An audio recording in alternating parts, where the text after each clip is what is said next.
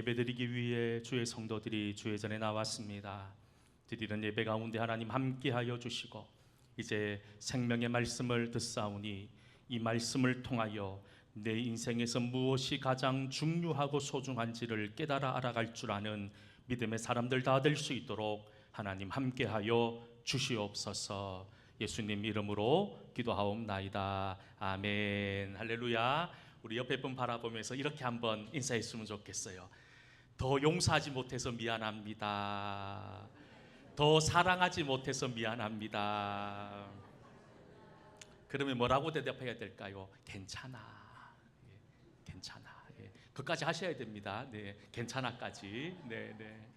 오늘 예배를 통해서 살아계신 하나님을 만나는 귀한 은혜가 있기를 다시 한 번 더 간절히 소망합니다.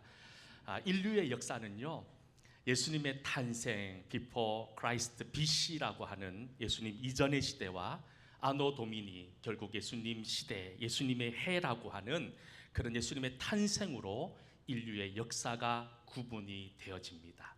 그런데 이런 인류의 역사가 구분되어지는 것처럼 우리 사람의 인생에도 이렇게 구분되어지는 AD와 BC로 구분되어지는 인생의 중요한 전환점들이 있습니다.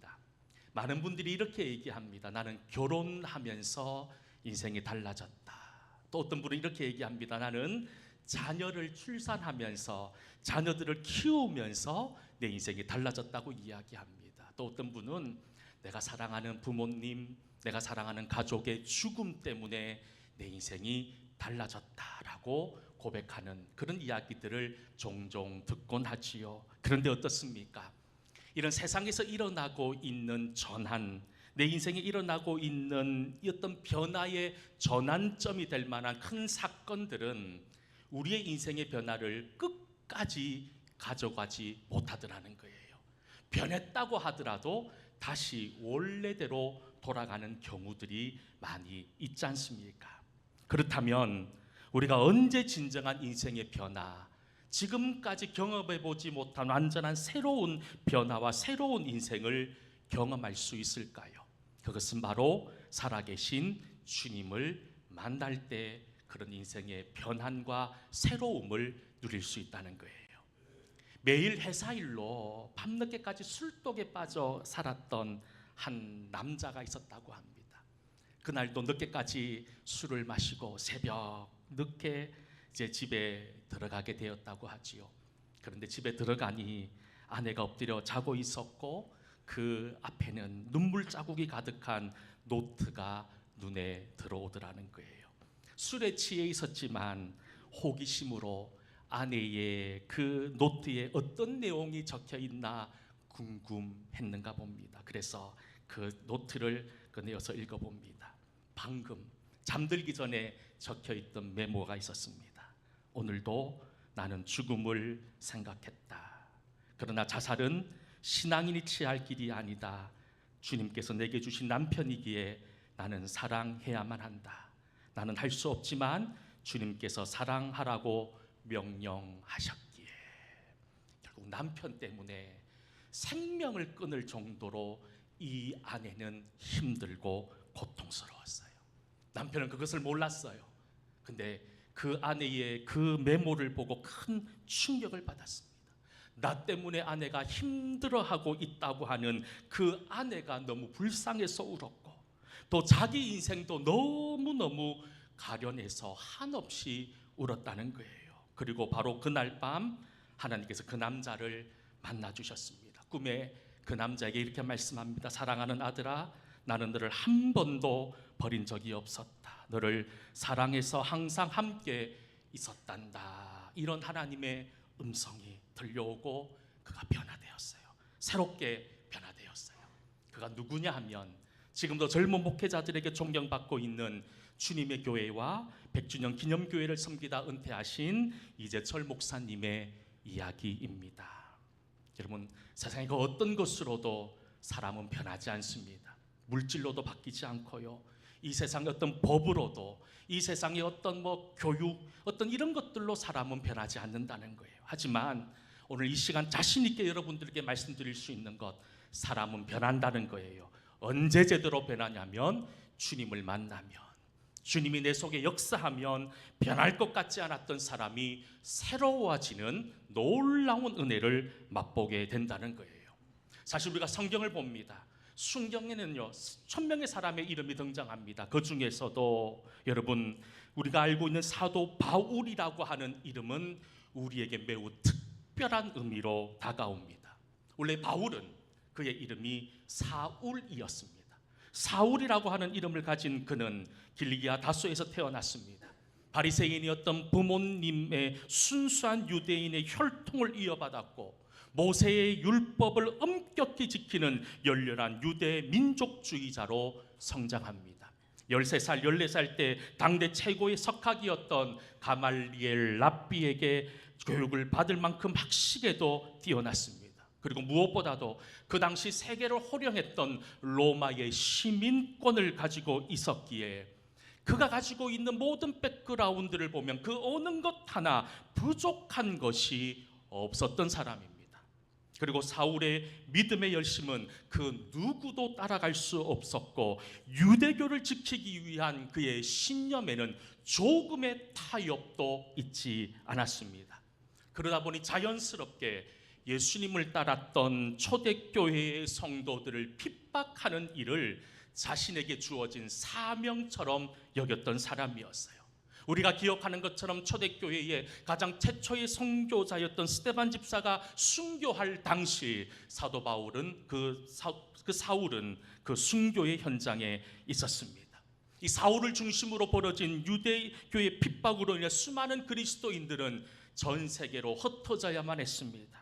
하지만 사울은 성도들 예루살렘 감옥에 가둘 수 있는 공문을 받아들이고 그 당시 가장 많은 성도들이 도피했던 다메섹을 향해 출발해 올라갑니다. 그런데 그 다메섹을 향해 올라가는 길에서 사울은 하늘로부터 내려오는 밝은 빛과 그 빛에 사로잡혀서 놀라운 영적 경험을 하게 됩니다. 그때 사울에게 들린 메시지가 무엇인 줄 아십니까? 사도행전 9장 3절에서부터 5절까지의 말씀입니다. 같이 한번 이 말씀을 읽어보겠습니다. 사울이 길을 가다가 다메섹에 가까이 이르더니 땅에 엎드려져 들음에 이르시되 사울아 사울아 내가 어찌하여 나를 박해하느냐 하시거늘 대답하되 주여 누구시니까 이르시되 나는 내가 박해하는 예수라. 핍박자였던 사울, 예기치 못했던 장소에서 예기치 못했던 방법으로 주님을 만납니다. 그리고 그 주님을 만남으로 말미암아 그의 인생은 180도 완전히 달라집니다. 원래 이 사울이라고 하는 이름의 뜻은 큰 자라고 하는 뜻을 가지고 있습니다. 그런데 이 다메섹의 사건 이후에 그의 이름을 바꿉니다. 바울로. 근데 여러분 바울의 이름의 뜻이 뭔 줄 아십니까? 작은 자라는 뜻이에요. 큰 자라고 자부하고 살았던 그가 주님을 만나면서 작은 자라고 하는 이름으로 바뀌고, 사실 그의 이름만 바뀐 게 아니었어요. 지금까지 그가 우상처럼 섬기며 살았던 학문, 철학 이런 신념들을 배설물같이 여기고 결국 예수 그리스도를 위한 종, 이방인의 사도로 새롭게 세워지는 놀라운 삶의 변화를 누리게 됩니다. 바울은요, 이 일을 통해서 내 인생에서 무엇이 중요하고 무엇이 소중한지를 이제서야 깨닫게 되었던 것이지요. 여러분, 우리는 성도라고 하는 거룩한 이름을 가지고 있습니다. 성도는 이 세상에 소망을 두고 살아가는 사람이 아니라 천국에 소망을 두고 살아가는 사람이지요. 그리고 무엇보다도 성도란 무엇이 중요하고 무엇이 소중하고 무엇이 가치 있는 것인지를 잘 아는 사람이 성도 아닐까요? 그렇다면 지금 여러분들은 여러분들의 인생에서 무엇이 그토록 중요하고 소중하다고 생각하십니까? 오늘 이 예배를 통해서 정말로 하나님이 말씀하시는, 하나님께서 우리에게 명령하시는 이 세상 속에서 가장 소중하고 중요한 것이 무엇인지를 깨달아 알고 또 그 주님이 원하시는 믿음의 길을 걸어갈 줄 아는 저와 여러분 모두 다 될 수 있기를 주의 이름으로 간절히 소망합니다.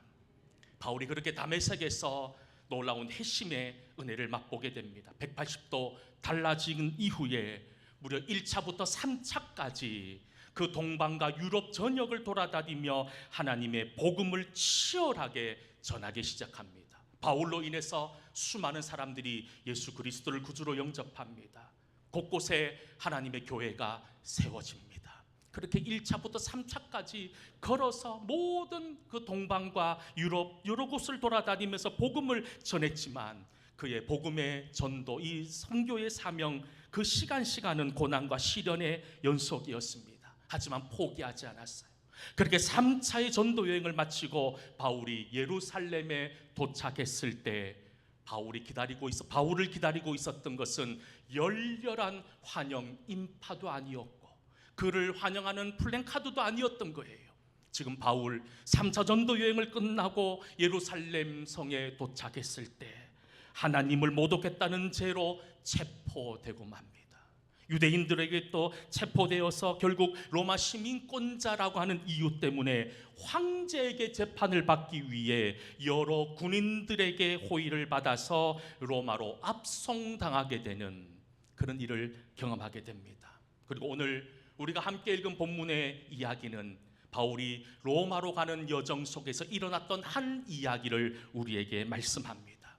그 당시 로마로 가기 위해서는 배를 타고 이동해야만 했습니다. 바울 일행이 미항이라는 곳에 잠시 머물게 됩니다. 그때 하나님이 바울에게 말씀합니다. 이곳에 계속 좀 머물도록 하라는 거예요. 왜냐하면 이제 폭풍이 몰아치는 시기이기 때문에 큰 어려움이 있을 터니 이제 이곳에서 좀 쉬었다 가라고 하는 하나님의 말씀이 전해집니다. 바울은 백부장에게 찾아가서 이런 일을 이야기합니다. 하지만 백부장은 그의 말을 듣지 않습니다. 하나님의 뜻을 전하는 바울의 말을 보다는 바다에서 수십 년을 살아왔던 경험과 지식을 가지고 있었던 선장과 선원들의 말을 듣고 자칭 전문가라고 하는 사람들의 말을 듣고 계속 항해를 시작합니다.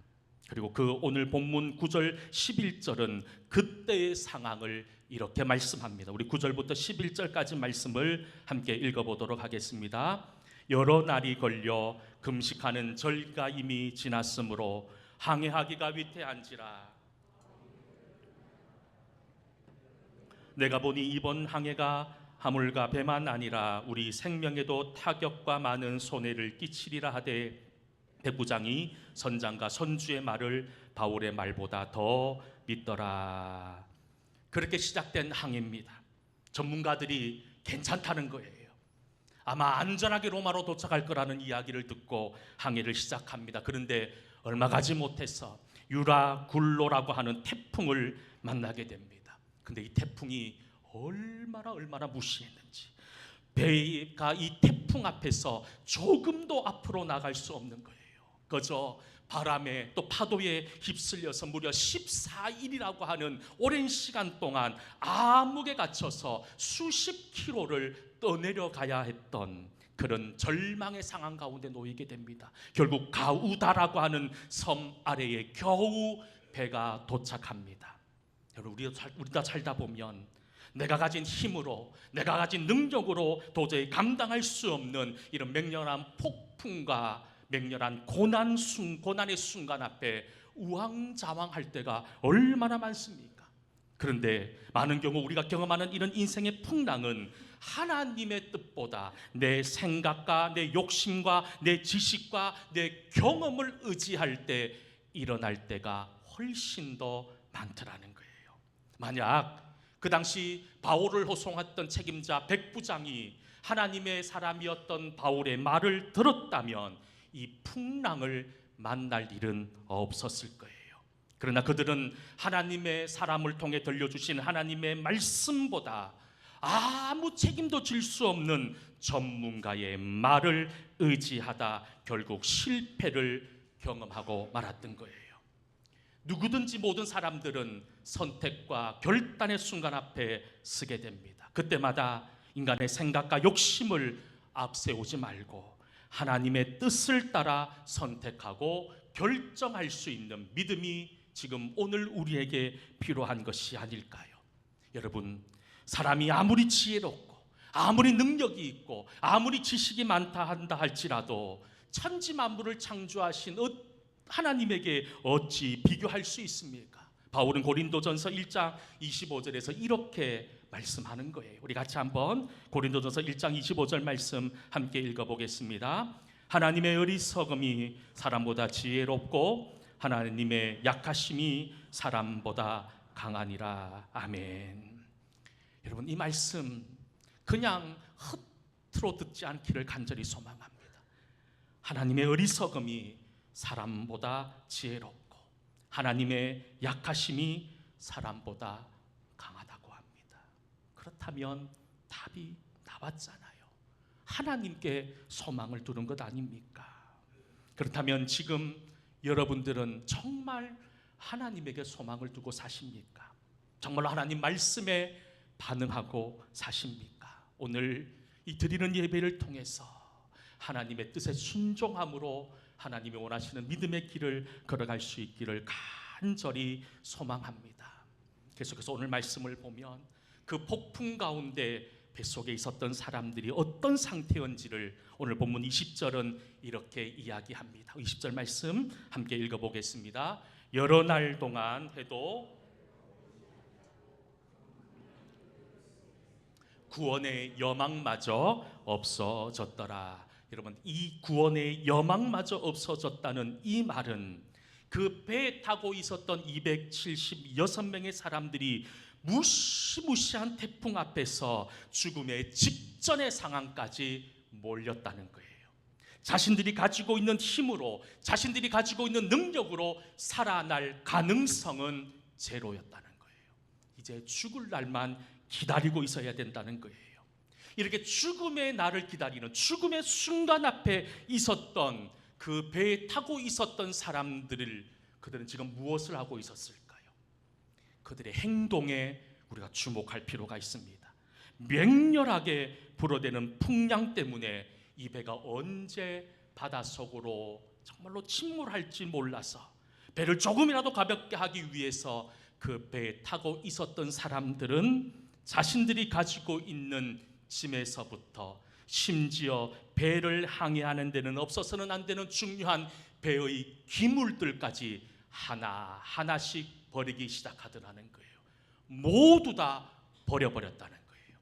아마 그들이 버린 여행 가방 속에는 아마 몇 년 만에 집으로 돌아가는 길 가운데 그들의 가방 속에는 아마 많은 돈도 들었을 것이고 귀한 보물들도 들었을 거예요. 아마 귀하고 소중한 것들이 가득 담겨져 있는 그들의 가방이, 여러분, 그 몰아치는 풍랑 순간 속에, 죽음의 순간 속에 그 가방들을 바닷속으로 모두 다 집어 던져야만 했다는 거예요. 그것이 덜 중요하기 때문에, 소중하지 않았기 때문이 아니라 그것보다 더 소중한 것이 있었기 때문이지요. 그 보석보다, 그 물질보다 더 소중한 것이 무엇입니까? 생명이었던 거예요. 생명을 지키기 위해서 그들은 자신들이 아끼고 소중하게 생각했던 모든 것들을 아낌없이 버리기 시작합니다. 여러분, 어쩌면 이 이야기가 저와 여러분의 이야기가 아닙니까? 우리는 지금 조금이라도 더 가지기 위해서, 조금이라도 더 누리기 위해서, 조금이라도 더 높은 곳을 향해 가기 위해서 생명의 소중함을 잊어버린 채 살고 있지 않습니까? 마치 이것만 있으면, 내가 이것만 가지고 있으면 내가 살아가는데 아무 어려움도 없을 것 같은 이 세상의 소리에 마음을 빼앗겨 정말로 물질을 얻기 위해, 이 세상의 명예와 권세를 얻기 위해 얼마나 정신없이 달려가고 있습니까? 그러다 오늘 말씀처럼 유라굴로라고 하는 생명을 위협하는 강풍을 만나서 그 고난의 순간, 죽음의 순간이 되어서 그제서야 이런 것들이 필요가 없구나. 자녀도 필요 없고 돈도 필요 없고 권세도 명예도 소용없다는 그런 한탄 섞인 고백의 길을 걸어가고 있지는 않습니까? 여러분, 모든 사람들이 이런 아픔들을 경험합니다. 그런데 여러분, 중요한 것은 이것을 언제 깨닫느냐는 거예요. 많은 사람들은 폭풍의 순간에, 유라굴로라고 하는 그 폭풍의 순간, 내가 죽음을 맞이하는 그 순간에 그제서야 그 사실을 깨닫는다는 거예요. 그러면 지나온 세월에 얼마나 후회가 있습니까? 하지만 우리 성도들은 그런 길을 걸으면 안 된다는 거예요. 비록 내 삶이 평탄하다 하더라도, 내 삶에 어려움이 없는 지금 이 순간에 내 인생에서 소중하고 중요한 것이 무엇인지를 우리는 아는 믿음의 사람들이 아닙니까?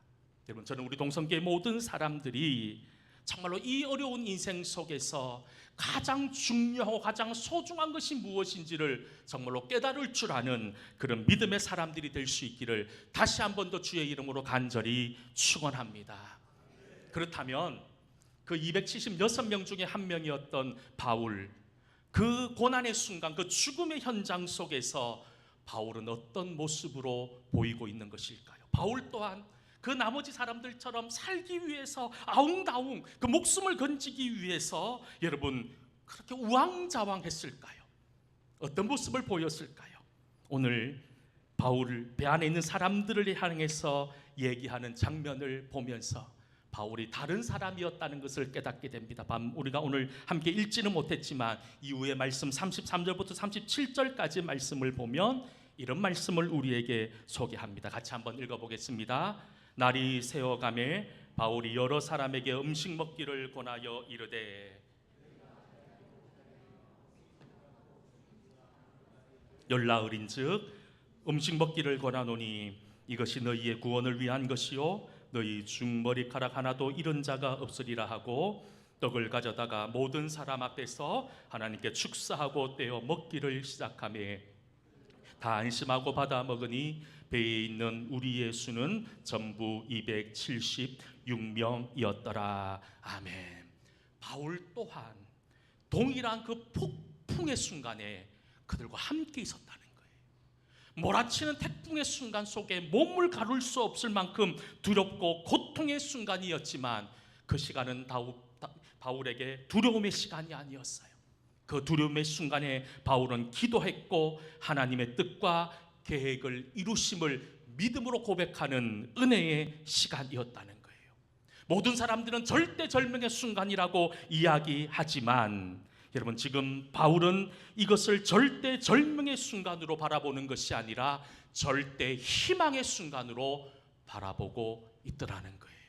왜냐하면 바울에게는 하나님을 향한 믿음, 그리고 하나님을 만남으로 말미암아 무엇이 중요하고 무엇이 소중한지를 그는 알았기 때문에 다들 절대 절망의 순간 이 위기를 이야기할 때 절대 희망과 소망을 이야기하며 사람들에게, 그 두려움에 떨고 있는 사람들에게 먹을 것을 권하며 하나님의 구원의 약속을 선언하고 있더라는 거예요. 여러분, 누가 이 거센 인생의 풍랑 속에서 바울과 같은 길을 걸어갈 수 있을까요? 바로 하나님을 구주로 정말로 잘 만난 사람, 하나님을 하나님으로 인정하는 사람, 그 사람이 이런 놀라운 일의 주인공이 될 수 있다는 거예요. 우리가 잘 알고 있는 로마서 5장 3절과 4절은 이렇게 우리에게 말씀합니다. 같이 로마서 말씀 읽어볼까요? 다만 이뿐 아니라 우리가 환난 중에도 즐거워하나니 이는 환난은 인내를, 인내는 연단을, 연단은 소망을 이루는 줄 아미로다. 아멘. 모든 사람이 환난 속에 있어요. 그런데 하나님이 계획하신 그 환난의 끝 지점에는 무엇이 있다고 얘기합니까? 소망이 있다는 거예요. 할렐루야. 우리는 소망이 있는 사람인 거예요. 우리는 하나님의 소망으로 살아가는 사람이에요. 그 소망으로 살아가는 인생이기에 어떤 풍랑과 고난과 시련이 찾아온다 하더라도 믿음으로 승리할 수 있다는 그 놀라운 믿음을 가지고 살아갈 줄 아는 우리 모든 믿음의 성도들이 다 될 수 있기를 주의 이름으로 간절히 축원합니다. 우리 함께 찬양 드렸으면 좋겠습니다. 원하고 바라고 기도합니다. 우리 찬양 이후에 기도하고